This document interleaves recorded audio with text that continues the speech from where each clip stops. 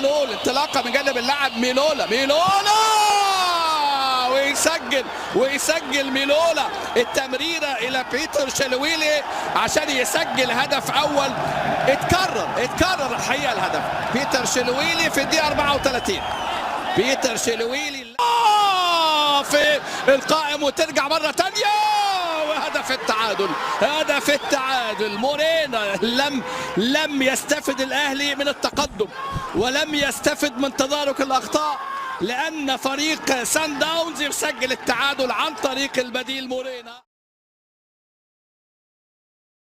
يشترك النهارده التعديل الوحيد مكان اللاعب موكوليلي. وادي التسديده القويه والهدف الاول.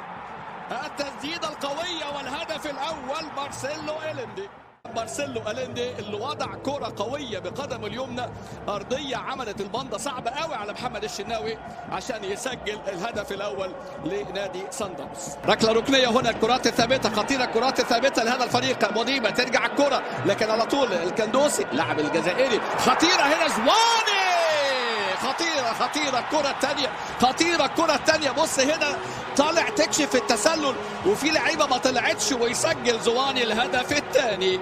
هدف ثاني. الأخطاء الدفاعية خطيرة، الأخطاء الدفاعية. لكن على طول المرة دي الدفاع، كرات البعيدة مش ممكن الكرة القوية اللي فاجئ بيها الجميع أمامنا هنا ويسجل الهدف الثاني. كرة طبعا يعني فيها خطأ في الرقابة.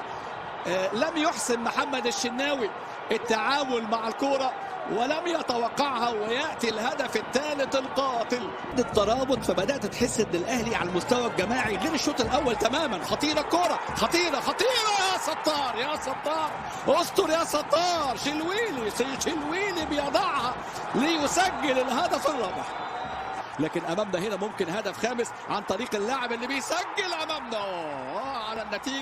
على النتيجه اثناء الاعاده فجاه لقينا شيلويلي يراوغ محمد عبد المنعم ويضعها في مرمى محمد الشناوي عشان يصعب الامور ويفجر الافراح هنا في ملعب المباراه وتصبح النتيجه يعني بهذه الطريقه.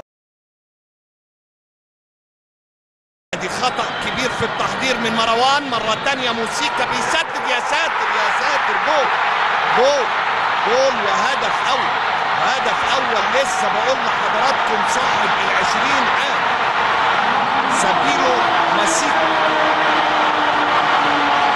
ماسيتو أول أهداف صن داونز.